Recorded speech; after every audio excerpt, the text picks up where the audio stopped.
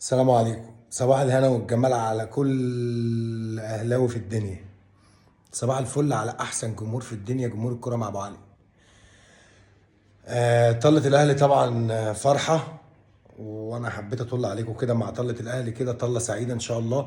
وان شاء الله الثلاثة بونت قدام فاركو النهارده مهمين جدا جدا جدا جدا جدا، عشان ما نخشش في دوامة احنا مش عايزين ندخل فيها. وان شاء الله لاعيبتنا وجهازنا الفني مش هيدخلونا في الدوامة دي النهارده. بس في تصريح. آه، صحيت من النوم كده على ريق النوم، اخدته كده في وشي كده دايركت. بصراحة استفزني. آه، الراجل المسؤول عن لجنة المسابقات في اتحاد الكورة عامر حسين،